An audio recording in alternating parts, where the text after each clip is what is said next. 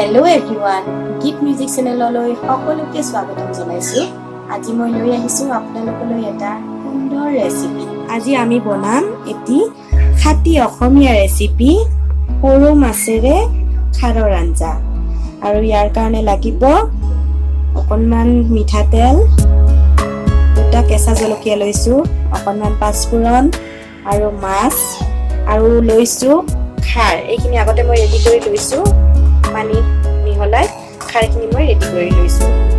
আৰু কেৰাহীখন গৰম হ'বলৈ দিছোঁ। আগতে মাছখিনি ফ্ৰাই কৰি ল'ম।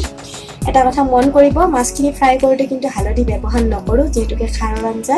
হালধি ব্যৱহাৰ কৰিলে একেবাৰে আঞ্জাখন কালাৰটো ৰঙা হৈ যাব, গতিকে আঞ্জাখন আমি ৰঙা হ'বলৈ নিদিওঁ। আঞ্জাখন বগা নিচিনা এটা কালাৰ হ'ব, আৰু খাৰৰ আঞ্জা সচৰাচৰ তেনেকুৱাই হয়।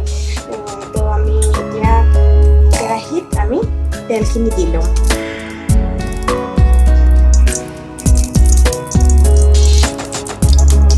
বেছি তেলৰ দৰকাৰ নহয়।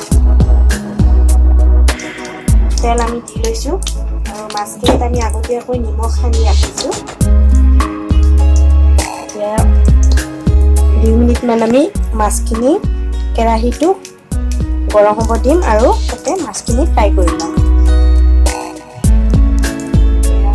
কেৰাহীখন লাহে লাহে গৰম হৈছে, এটা এটাকে মাছখিনি তেলত দি দিছোঁ।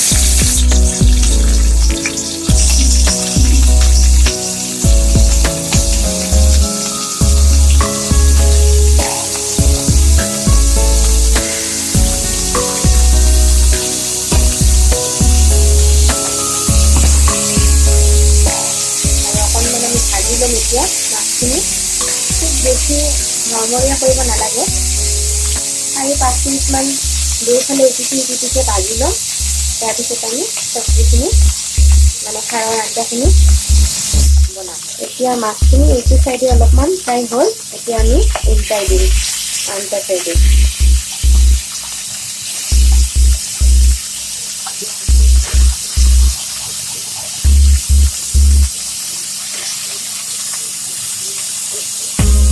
এইফালে আমি 3-4 মিনিট ফ্ৰাই হ'ব দিম। মাছ ভাজি হৈ গ'ল, আৰু মাছ ভজা তেল যিখিনি আছে কেৰাহীত, সেইখিনিতে আমি বাকী আঞ্জাখন বনাই ল'ম।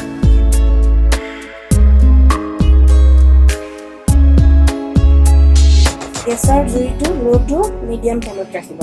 আৰু ইয়াতে এতিয়া আমি দি দিছোঁ 2টা কেঁচা জলকীয়া, আৰু অলপমান পাঁচফোৰণ। আৰু একো নালাগে, দিব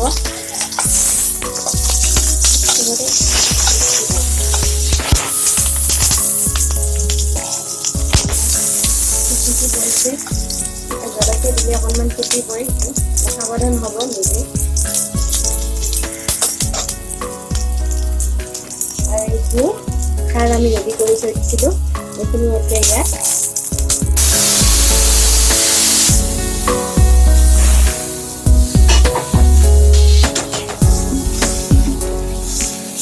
হালধি ব্যৱহাৰ কৰিব নালাগে। খাৰৰ আঞ্জাত হালধি ব্যৱহাৰ কৰিলে বেছি টিকটিকিয়া হৈ যাব কালাৰটো। ইয়াত আমি এতিয়া নিমখ এড কৰিম। এতিয়া ইয়াত আমি আধা চামুচমান নিমখ এড কৰি দিছোঁ, আৰু ইয়াত ইয়াৰ লগে লগে আমি ফ্ৰাই কৰি থোৱা মাছখিনিও এড কৰি দিম।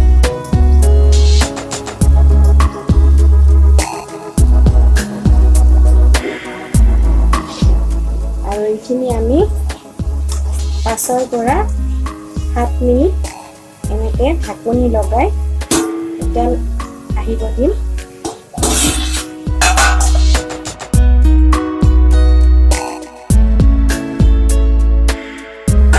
চাওক কি ধুনীয়া কালাৰ এটা আহিছে, দেখিছেনে?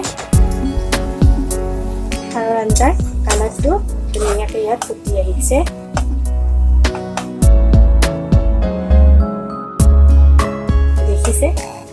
মাছকেইটা মই অলপ লাহে লাহে এনেকৈ উল্টাই দিছোঁ, আৰু চাওক আমাৰ খাৰৰ আঞ্জা ৰেডি। ষ্টপ কৰি দিছোঁ। এতিয়া আমাৰ খাৰৰ আঞ্জা ৰেডি, আৰু এই আঞ্জাখন খুব সহজতে বনাব পাৰি আৰু খুব কম সামগ্ৰীৰে বনাব পাৰি আৰু এই আঞ্জাখন খালে আপোনাৰ পেটৰ কাৰণেও খুব ভাল আৰু অসমীয়া মানুহ সবেই জানেই খাৰৰ আঞ্জা কিমান ভাল লাগে খাই গতিকে আপোনালোকে এবাৰ এনেকৈ বনাব তেনেহ'লে দেখিলে মই কিমান সহজতে আপোনালোকক মাছেৰে খাৰৰ আঞ্জাখন বনাই দেখালোঁ আপোনালোকে এবাৰ ঘৰত এনেকৈ বনাই খাব আশা কৰোঁ খুব ভাল লাগিব আৰু যদি মোৰ ভিডিঅ'টো ভাল লাগিছে তেনেহ'লে লাইক কৰিব শ্বেয়াৰ কৰিব আৰু কমেণ্টত জনাবলৈ নাপাহৰিব আপোনালোকৰ কেনেকুৱা লাগিল আজিলৈ আহিছোঁ ভিডিঅ'টো চোৱাৰ বাবে বহুত বহুত ধন্যবাদ